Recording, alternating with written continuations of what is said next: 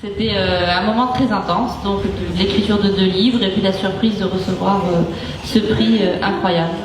Alors justement, pour ceux qui ne le savent pas, d'ailleurs j'en faisais partie il y a encore 2 jours, le Goncourt est un prix qui a été créé en 1903 et qui n'a récompensé au final que 12 femmes, dont toi qui es la plus jeune. Oui, il a été créé par les frères Goncourt qui étaient des misogynes alors vraiment très profonds, qui disaient, un des frères Goncourt disait « si une femme est un génie, c'est qu'elle est un homme ». Donc voilà, ça résume bien les choses. Donc je suis assez contente de ce petit pied de nez. Voilà, c'est bien que les femmes aient le prix Goncourt, ça leur apprendra. Voilà. Alors donc on parle de tes distinctions. Après on va rentrer dans le vif du sujet. Et Dieu sait que le sujet est vif. Donc tu viens d'avoir il y a quelques jours le prix d'électrice de L. Le grand prix d'électrice du L, n'est-ce pas?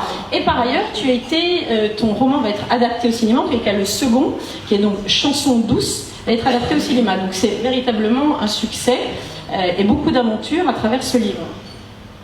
Oui, c'est un livre qui m'a surpris moi-même parce qu'il a rencontré très vite son public. Ensuite, il a rencontré évidemment les gens de l'Académie Goncourt. Et puis ensuite, le prix d'électrice, c'est un prix qui est merveilleux parce que pour tout auteur, être reconnu par ses lecteurs, c'est finalement la consécration suprême, même si bien sûr on est très heureux de recevoir un prix de la part de ses pairs, d'être reconnu par d'autres écrivains, mais le fait que des lecteurs aient été touchés, et puis surtout avec un sujet qui est quand même un sujet dur, un sujet qui n'est pas facile d'accès, où on m'avait beaucoup dit, tu verras, les gens vont être effrayés par ce sujet, les femmes vont pas vouloir y aller.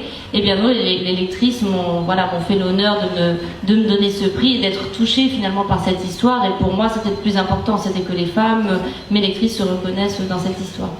Alors effectivement, tu as vendu quand même 500 000 exemplaires de Chansons douces, donc le second livre, qui parle du nounou infanticide. On va en parler, bien sûr, on va rentrer un peu plus dans le livre dans quelques temps, dans quelques minutes.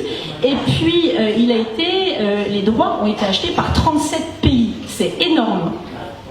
Oui, ça c'est l'effet Goncourt. Il faut dire que c'est un livre qui marchait déjà bien avant le prix. Mais alors l'effet Goncourt, j'ai découvert ça en l'ayant, c'est quelque chose d'absolument incroyable. C'est une démultiplication des lecteurs, des médias, de tout. Et puis voilà, évidemment pendant la fin, le livre, une fois qu'il devient prix Goncourt, il n'est plus seulement un livre, il devient le prix Goncourt. Donc vous signez des livres pour des gens qui disent bon, je sais pas quoi offrir à ma belle-mère pour Noël, s'il vous plaît signez-moi le livre, je vais lui offrir le Goncourt. Il sait pas forcément de quoi ça parle, mais il va l'offrir. Donc c'est un très très beau moyen d'atteindre des gens qui peut-être ne vous auraient jamais lu.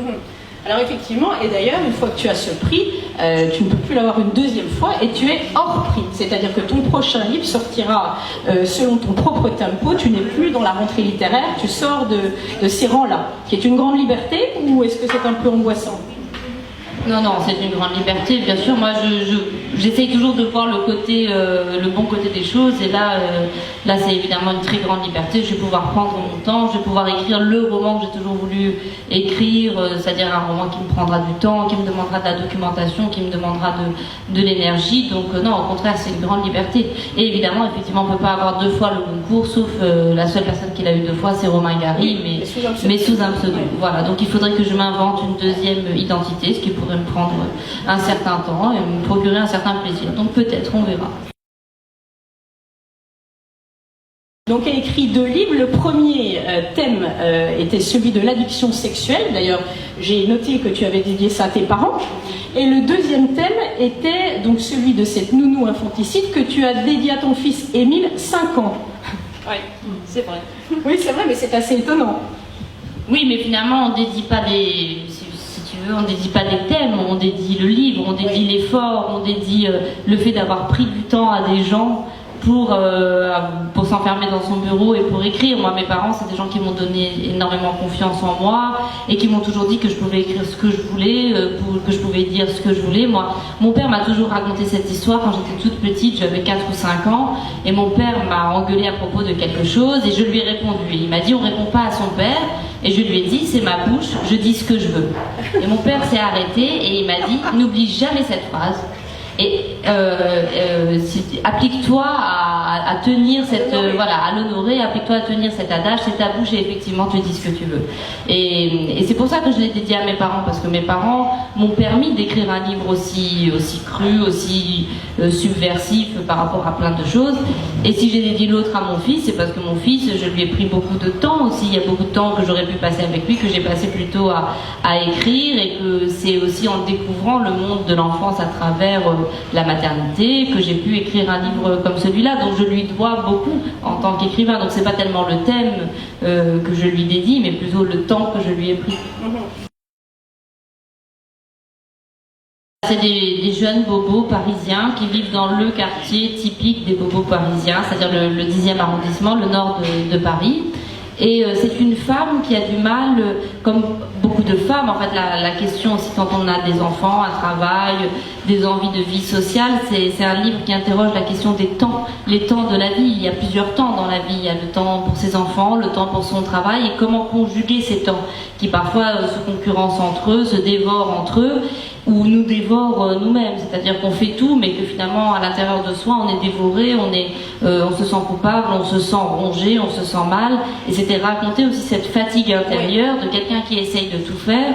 Parce que Myriam, d'une certaine façon, elle est un peu le symbole de cette génération à laquelle j'appartiens, de cette génération de femmes à qui on a dit « vous pouvez tout faire ». Vous pouvez avoir des enfants, vous pouvez vous marier, vous pouvez avoir un travail, vous pouvez être très ambitieuse, vous pouvez avoir une vie sociale, vous pouvez revendiquer même une certaine forme d'égoïsme, vous pouvez avoir envie de faire la fête. Mais on ne nous a pas donné le mode d'emploi. Et quand on se retrouve avec tout ça, avec cet horizon immense, avec toutes ces possibilités, on se rend compte qu'en réalité, ce qu'on nous a vendu est beaucoup moins idyllique et que tout cela demande beaucoup de sacrifices, que pour réussir un pan, il faut sacrifier un petit peu de l'autre côté. Donc c'est cet équilibre très déséquilibré que j'essaie de raconter. Effectivement, c'est un livre sur la vie contemporaine, et en particulier des femmes, et où tu poses cette question, comment finalement fait-on pour confier ce qu'on a de plus cher, c'est-à-dire nos enfants, à de parfaits inconnus, c'est-à-dire des nounous, avec effectivement le rapport ambivalent, puisque ton livre est vraiment une musique sur l'ambivalence, je trouve, des rapports mère-nounou, des rapports mère-enfant, l'enfant est une entrave, on l'aime mais c'est une entrave, des rapports entre couple, et donc on fait rentrer tout d'un coup dans cette vie pour justement alléger toutes ces tâches, une inconnue. Cette inconnue, elle s'appelle Louise. Donc ce roman, qui a eu le prix Goncourt, qui est ton second roman, t'a été inspiré, je crois, par un fait divers. En fait, j'avais envie depuis longtemps de travailler sur un personnage de nounou. Je savais que ce personnage m'intéressait parce que je trouvais que c'était un personnage éminemment romanesque. Parce que la nounou, c'est une femme, d'abord, c'est un des seuls contrats de travail qu'on établit sur la base de l'affection. On salarie quelqu'un pour aimer ses enfants, pour être tendre avec eux. Donc c'est une relation salariale qui ne ressemble à aucune autre. C'est une relation employé-employeur qui ne ressemble à aucune autre parce qu'elle est de l'ordre de l'intime et qu'au milieu, il y a ces êtres qui sont les enfants, qui sont les êtres auxquels on tient le plus au monde et qui font que cette relation... c'est une relation dans laquelle il peut y avoir de la violence, il peut y avoir du conflit, mais cette violence et ce conflit sont feutrés parce qu'il y a les enfants au milieu. Et donc, on ne rentre jamais véritablement dans un conflit complètement ouvert. Ensuite, ces femmes, ces nounous, ce sont des femmes qui ont la particularité de vivre dans le monde bourgeois, de vivre dans des appartements bourgeois, mais qui ne sont pas leurs appartements.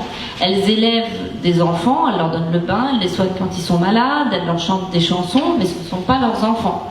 On leur dit « Ah, vous faites partie de la famille », mais elles ne font pas partie de la famille. Donc j'aimais beaucoup le fait que ce sont des femmes qui sont toujours à la marge, qui sont à la fois dans l'intime, elles savent énormément de choses sur ces familles, j'ai bien travaillé, elles savent tout, quand les parents se disputent, quand la mère ou le père boit un peu trop, quand ils abandonnent leurs enfants, quand il y en a un qui a du chagrin, et en même temps on leur refuse d'une certaine façon cette place-là. Donc je savais que c'était un sujet qui m'intéressait beaucoup sur le plan romanesque, et ensuite j'ai effectivement découvert un fait divers qui s'est passé à New York, et qui m'a donné la trame narrative du livre, mais le sujet lui-même des nounous était un sujet qui m'intéressait déjà.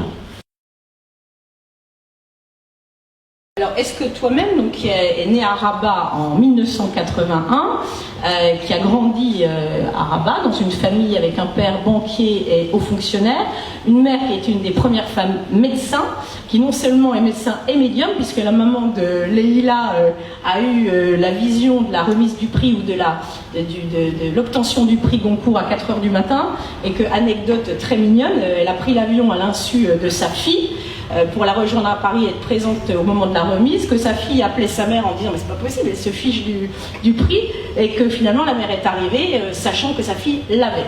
Donc c'est quand même assez pratique une mère comme ça. Hein. Oui, non mais ma mère savait que j'allais être écrivain, ma mère savait tout. Alors quand j'étais sur les listes du Goncourt, ma mère elle faisait comme si, voilà, elle voulait pas s'en occuper, elle me disait mais c'est pas grave, même si tu l'as pas, je ne veux pas que tu sois triste, parce qu'elle avait très peur que je sois triste, alors que moi je m'en fichais un peu. Elle me disait de toute façon, ne t'inquiète pas, moi je vais te dire quelque chose pour te rassurer, de toute façon tu auras le prix Nobel. Je dis non mais alors, elle me dit bon, le seul truc c'est que je serai morte, donc je t'en prie, est-ce que tu pourras emmener mon urne avec toi à Stockholm pour recevoir le prix Nobel?